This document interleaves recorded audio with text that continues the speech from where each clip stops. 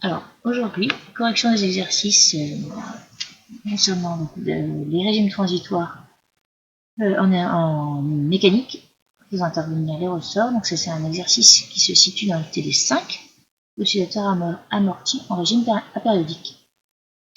Alors, il s'agit donc d'un véhicule de masse M. On vous rappelle les expressions des forces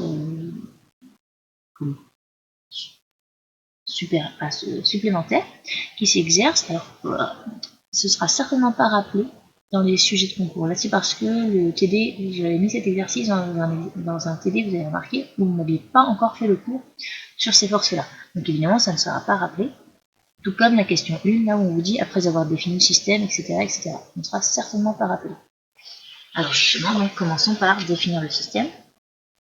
On va peut-être commencer en même temps par... Bon, on va commencer par le système. Il s'agit de la voiture, du véhicule. Voiture assimilée à... non, pas assimilée à M. Voiture de masse M. Le référentiel est terrestre et le référentiel terrestre M égale 1. Ensuite, au niveau du bilan des forces, on va faire en même temps le schéma. Donc j'ai commencé le schéma du dispositif, j'ai commencé à représenter un axe. Alors j'ai commencé à représenter un axe vertical ascendant.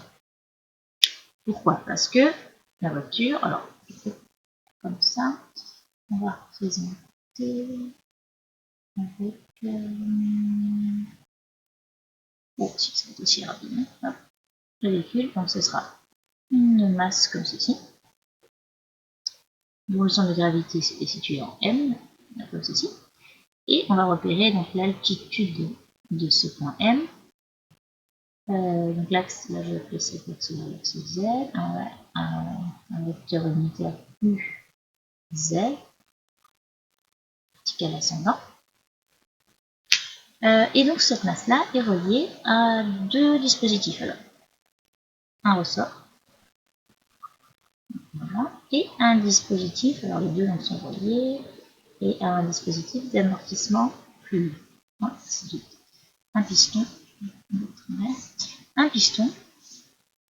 donc, qui se permet de symboliser cette force d'amortissement fluide, comme ceci. Donc maintenant, eh bien, je peux représenter les forces. Alors, le poids, donc là, le bilan des forces, je vais l'écrire comme ça. Le bilan des forces, eh bien, le système est soumis au poids. L'expression est mg. Et le poids, lui, est toujours, forcément, comme ceci, vertical descendant. Donc si je projette directement l'expression de G, si je projette G sur le vecteur unitaire UZ, ça me donne moins mg UZ, porté par UZ.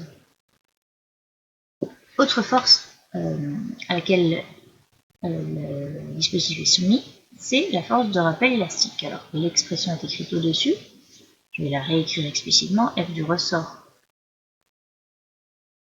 sur la masse, c'est l'opposé d'une constante de raideur fois la longueur du ressort moins sa longueur à vide, portée par le vecteur unitaire U dirigé du ressort vers la masse. Donc là, j'ai une petite couleur. Là, le ressort est fixé ici. Bon, je vais mettre un point haut ici. Il est fixé à ce point-là. Le vecteur unitaire dirigé du ressort vers la masse. Donc, je vais mettre ici, ceci. Donc ça, c'est U du ressort vers la masse. Coïncide ici avec le vecteur unitaire. Alors d'ailleurs, je mets un petit, ils sont unitaires, ils ont une taille tous les deux. Coïncide ici avec le vecteur UZ dans cet exercice. Enfin, avec le choix que j'ai adopté. UZ. Par ailleurs, autre chose intéressante, c'est que la longueur du ressort ici. Mais la longueur du ressort, en fait, ici, également, elle coïncide avec l'altitude du ressort Z. Pardon, avec la position du ressort Z de t chaque instant. Donc ce qui fait que maintenant l'expression de la force va nous donner moins K, Z moins L0, c'est un Z de T, hein, UZ. Niveau de la donc c'est ce de force, c'est bon, poids, force de rappel élastique. Une troisième force s'exerce, la force du frottement fluide. F, frottement, l'expression est moins lambda V, porté par le vecteur vitesse. Donc on a moins lambda Z point de T, UZ. Ceci étant le vecteur vitesse. Et maintenant, je ne vais pas dire que l'exercice est terminé, mais pas loin, on va projeter, vous écrivez quand même la loi de la quantité de mouvement ou la deuxième loi de Newton, comme vous préférez. Donc la somme des forces est égale à la masse au produit de la masse fois l'accélération. Et donc maintenant, il nous reste à projeter ces forces-là sur le, alors là en l'occurrence seulement le vecteur UZ. Donc on va projeter sur le vecteur, toutes les forces s'expriment sur ce vecteur-là, on va projeter sur UZ, et donc ça va nous donner M Z point point. Alors je n'ai pas précisé que l'accélération c'était les points de T, je ne vais pas les écrire de T à chaque fois, porté par le Z, ça nous donne donc moins mg, moins k z moins 0, moins lambda z point. Je vais tout organiser en écrivant, en affectant à la dérivée d'ordre 2 le coefficient 1. Donc z point point plus lambda sur m z point, plus k sur m z, et je mets tout ce qui dépend du temps à gauche de l'égalité, et tout ce qui ne dépend pas du temps à droite. Donc moins g plus k sur m L0. Avant d'encadrer, vérifiez l'homogénéité. Vous avez bien une accélération, j'ai une accélération. Donc ici, là, vous avez une vitesse fois, donc là, on avait la force par unité de masse. Et ici, force par unité de masse. Kz, c'est une force par unité de masse. Donc c'est bien une accélération. La question était schématiser la situation. J'ai déjà obtenu l'équation différentielle. Bon, en supposant que le véhicule ne change pas d'altitude, déterminer la profondeur maximale Hmax d'un nid-pool à partir de laquelle les roues ne sont plus en contact avec le sol. On négligera le poids du système de suspension et des roues. Ah, d'accord. Donc on considère que le véhicule ne change pas d'altitude. Ça, ça.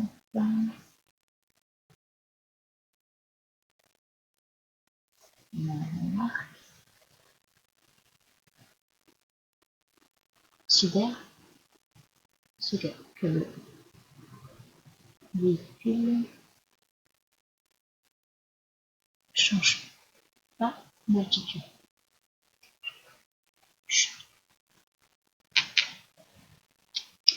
À ce moment-là, donc là, vous avez la masse, ici. Non, ça, je vais faire ça. Ah, zut. Alors, c'est pas grave.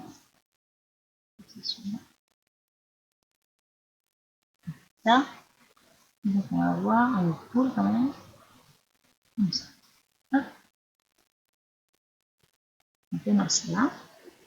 Puis, il ressort. Voilà. Bon, ça va le faire. Donc, hop. Donc, ça est ici. À la même altitude que précédemment. Un peu l'altitude. Donc là, on veut déterminer Hmax ici. La profondeur d'une poule telle que. Non, pardon. C'est pas ça. Oui, excusez-moi. Hmax étant la différence entre la route et le nid-pool. Alors, maintenant, il faut trouver le critère. Eh bien, les roues ne sont plus en contact.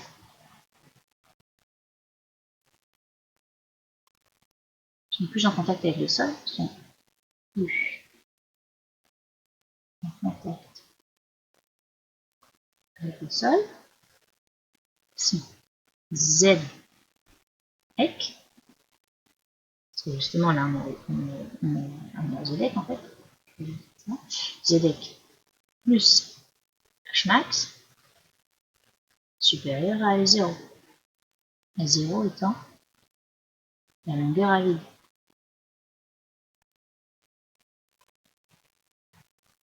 Donc ça nous amène donc, alors le ZEC, la détermination de ZEC.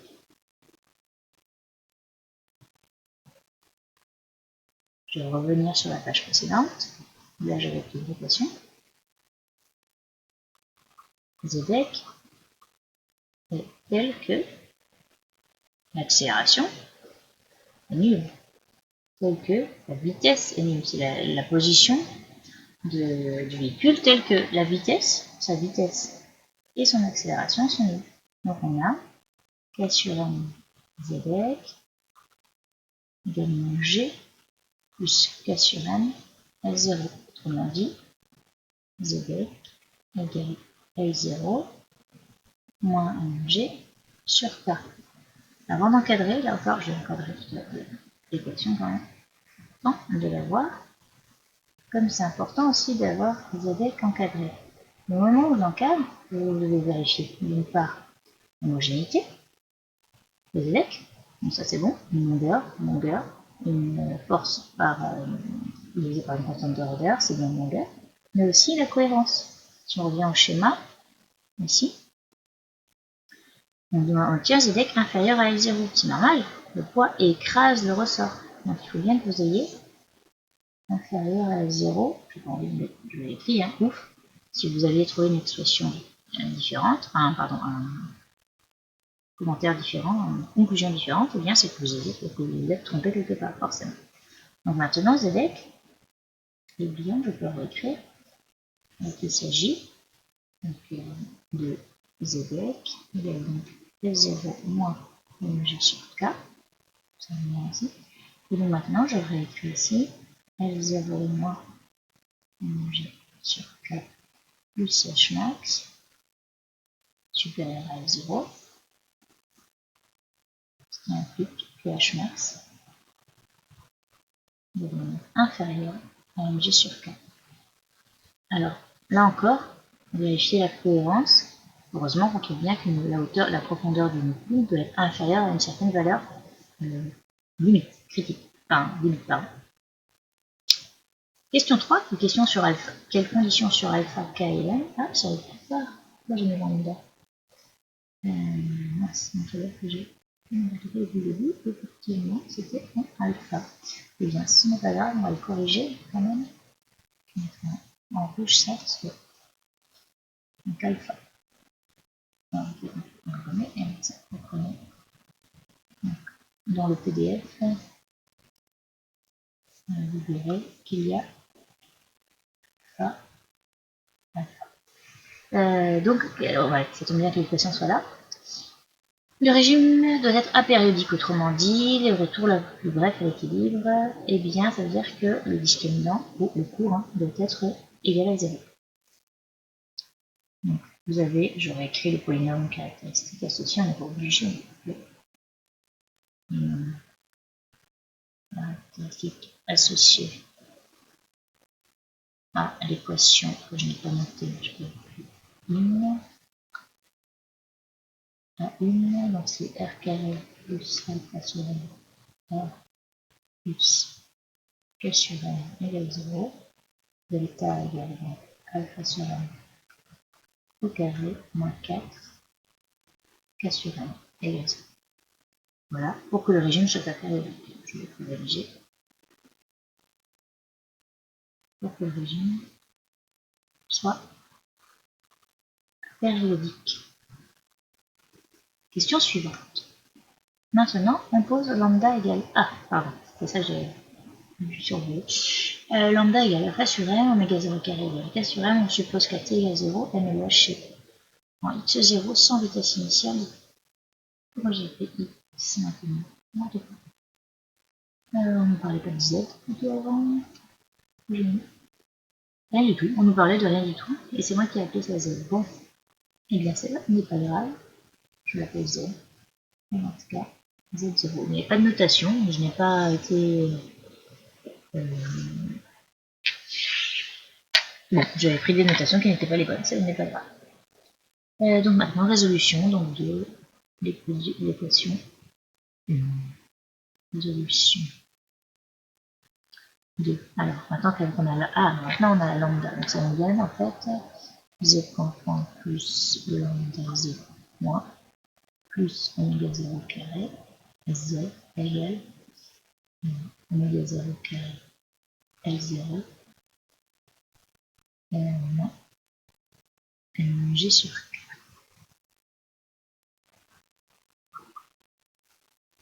Et en fait, ceci, c'est tout simplement moins oméga 0 carré Z. On va poser ça, c'est peut-être plus simple. Alors, Z de t et de la forme. Alors, déjà, on va commencer par la solution particulière. Z particulière plus Z homogène. Ici, ici, ceci est une constante. Donc, on cherche une solution particulière constante. Ceci est égal à 0, ceci est égal à 0, donc ça nous donne Zdec, Z particulière, pardon, égale Zdec. Donc, Zdec plus la solution homogène. Et la solution homogène est bien de la forme et Z homogène de la forme A exponentielle R1t plus B exponentielle R2t où R1 et R2 sont les racines du polynôme.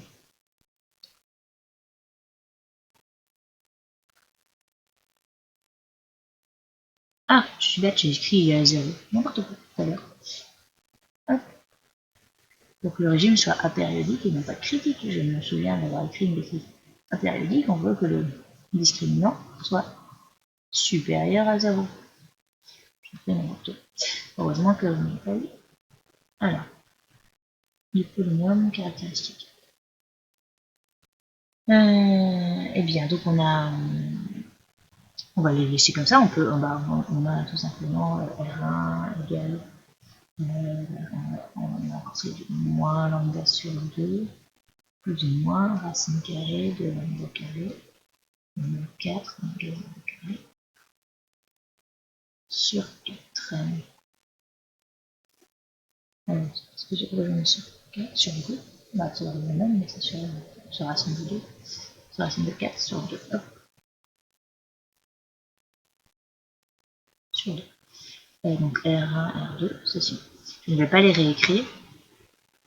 On les a écrites là. Donc détermination de A et B.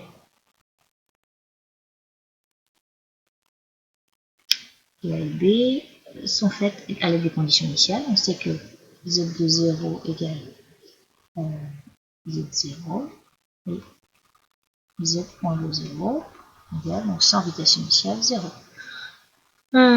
Donc ça nous donne en fait la première condition, ça nous donne Z0 égale Zdec plus A plus B. N'oublions pas la solution particulière, bien sûr. Et Z.0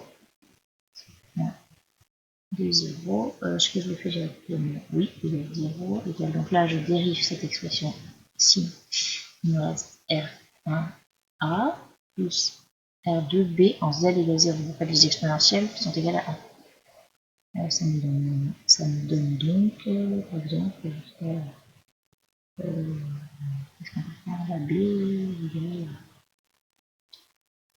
on va réinjecter, B égale à moins R1A sur R2.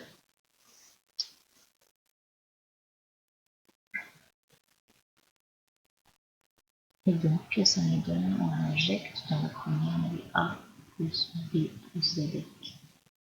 Donc, B, ça nous donne, comme on dit, moins R1 sur R2A.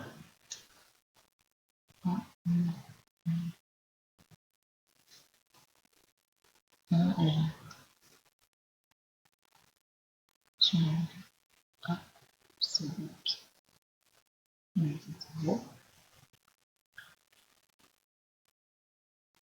et puis, ben, on a vu comme ça, A, 7, 0, moins divisé par 1, 1 sur 1. Et B, non. Et après, on conclut, si on veut le faire, en écrivant ZDT, je me mets avec une seule fois A exponentielle R B exponentielle R de T plus le ZY qui est l'expression qu'on a obtenue. Maintenant, eh bien, passons à la question suivante. On nous demande l'usure des amortisseurs du haut temps entraîne une diminution du coefficient alpha d'un cinquième de sa valeur initiale. Donc ça veut dire maintenant que alpha prime, si on peut dire, vaut 1 cinquième en moins, donc 4 cinquièmes de alpha.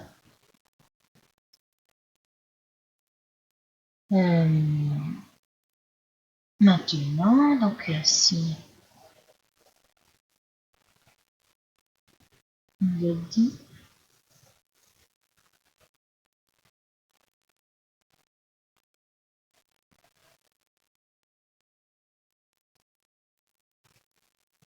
maintenant, donc le régime qui était apériodique, maintenant est passé régime pseudo-périodique.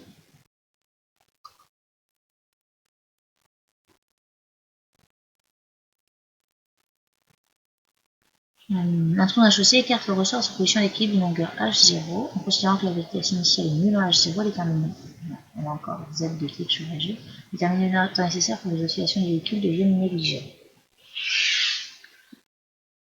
Ah oui, donc c'est la même chose, sauf que cette fois, il vient par contre,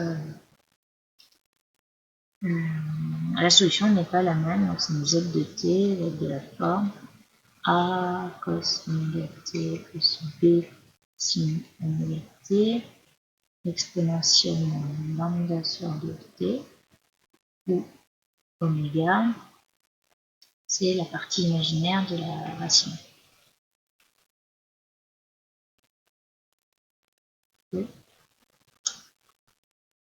La racine, des racines. Donc on a 2, les racines cette fois c'est moins sur 2. Donc le prime sur 2, le plus ou moins i racine de moins delta sur 2, et donc ceci, ceci, c'est oméga. C'est la pulsation du système lorsqu'il oscille n'est pas en présence de frottement. Déterminer le temps nécessaire pour que les oscillations du véhicule deviennent négligeables, sachant qu'on a dit qu'elles devenaient négligeables si l'amplitude devenait inférieure à l'amplitude max divisée par exponentielle par, j'ai oublié j'ai pas copié ça, j'ai pas sous les yeux.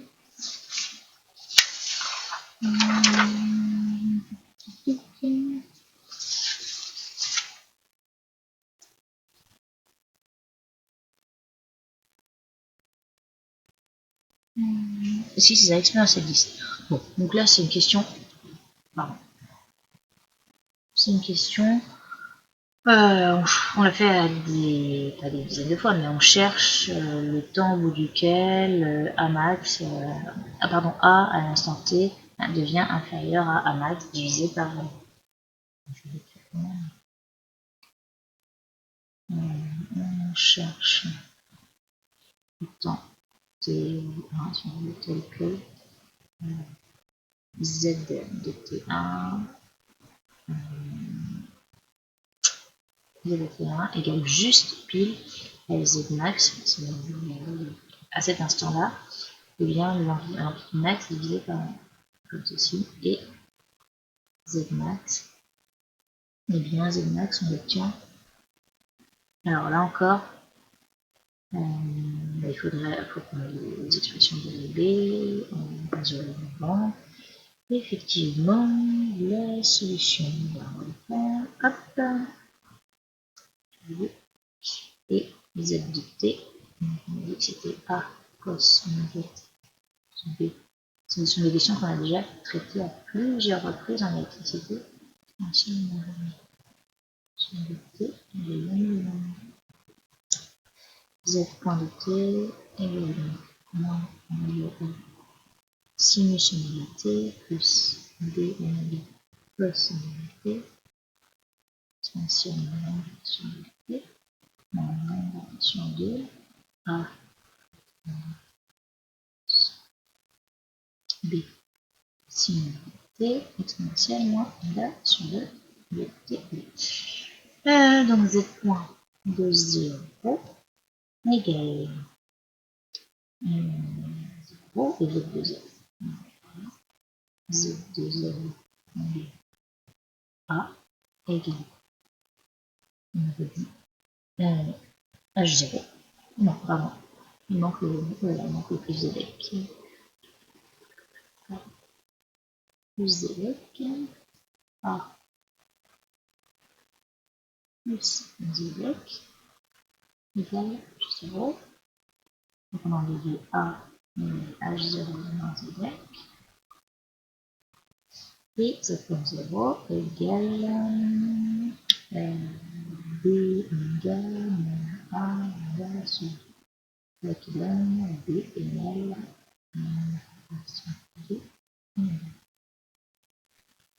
et on déduit qu'en fait, eh bien, l'amplitude max, eh bien, c'est à t égale 0, eh bien, elle va faire à t égale 0 et c'est A, eh bien, H0 tout simplement. Le max, donc le 0, c'est H0, donc c'est Z max. Donc il nous faut résoudre, eh bien, en global et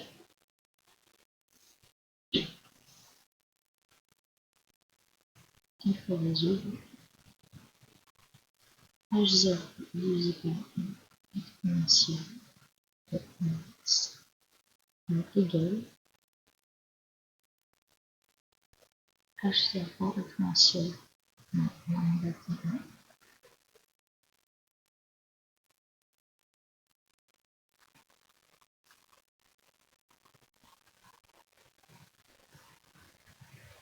alors, par contre, pourquoi est-ce que j'ai pris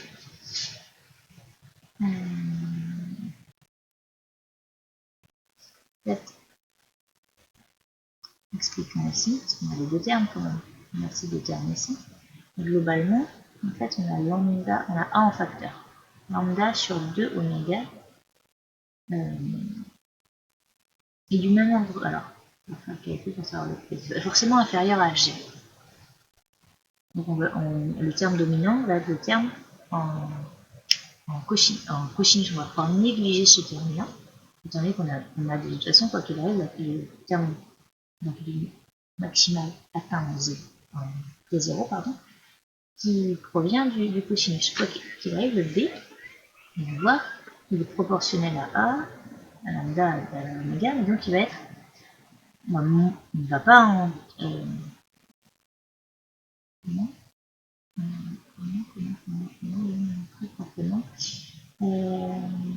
J'aurais dû écrire plutôt l'expression, c'était beaucoup plus simple en me disant que le coup là, le C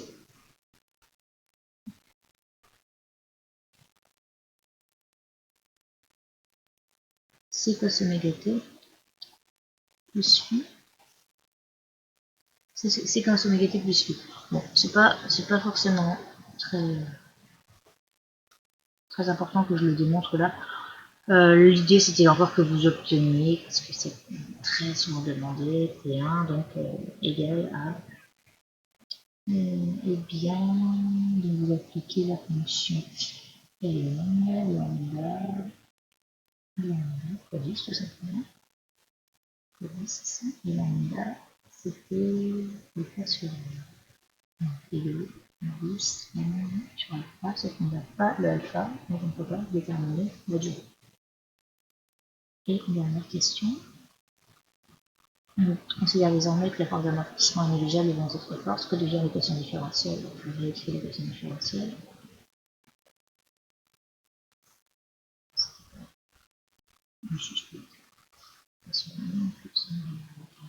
Ce terme-là qui va être négligeable. Et donc là, on a l'équation d'un oscillateur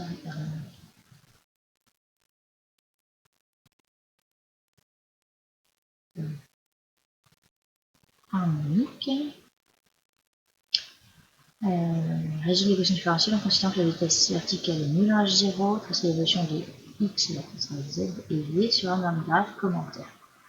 Donc, z de t va être de la forme a cos oméga 0t plus b sin oméga 0t. Comme je l'ai dit plusieurs fois en cours, on vous interdira jamais d'opposer comme une caractéristique d'en déduire les racines, d'identifier des cosinus et des sinus purs, mais ce ne sera pas forcément bien vu. On voit que, encore en absence de terme d'amortissement, les oscillations sont purement sinusoïdales. Donc on a dit H0, c'est-à-dire c'était nul, H0, donc t égale 0, c'est pas ça. 0 tout t. Donc il faut encore une fois 2, z2 0 égale h0, et z plus 0 égale 0. Donc on a A, ici égale oméga 0, B, actuellement dérive, donc ça nous donne B égale 0, et simplement z de t, et je dis, oh, plus le z. Je suis allé beaucoup trop vite. A, z, donne A, h0 moins z, h0 moins z, cos oméga t.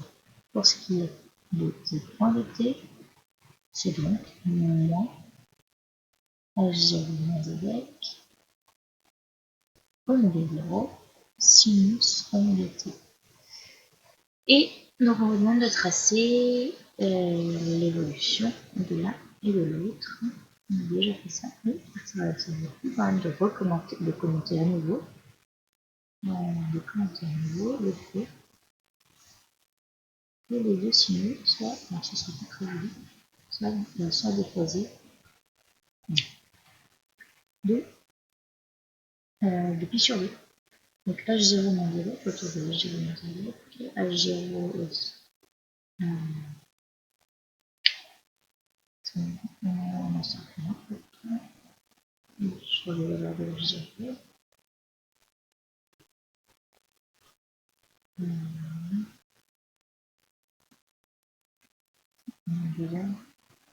Négative pour Z, non, positive, on va osciller autour de H0 moins Z. Hop.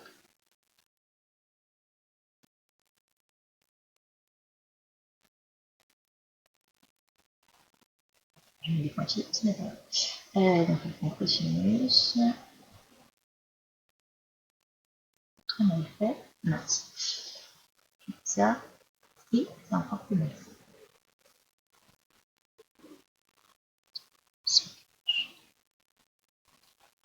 Ah, tu.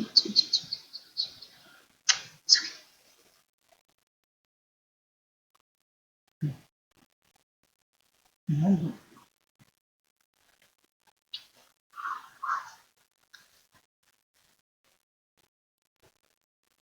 C'est le chat qui fait bugger le. Oh, pardon, excusez-moi. Oh là là. Bon. Super. Bon, hop. Ce n'est pas grave. Là, j'ai rajouté une page de lunettes. Là, un bug du logiciel. Ah, c'est pas possible.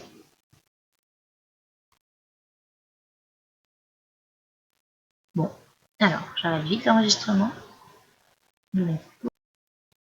Alors, Désolé pour cette interruption, le chat qui marche sur la tablette et qui fait tout planter, forcément, ça fonctionne moins bien après. Bon, donc heureusement que c'est enregistré, et donc nous récupérons cette fameuse oscillation, là maintenant la Z2T, et la vitesse.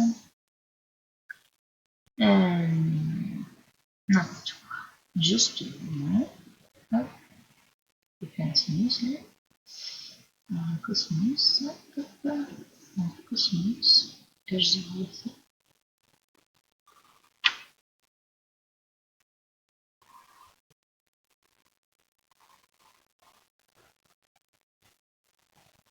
Est-ce que je n'ai pas oublié en recopiant ma solution? C'est bon. Hop, ça c'est. Oh là, tac. Donc ici on a H0, ça il s'agit de Z de T, et au niveau de la vitesse, c'est bien. Au niveau de la vitesse, on a simplement l'oméga et I, c'est bien. Alors, on a les oscillations ici, l'amplitude. Et là, oh là, c'est l'amplitude qui était la même, portée.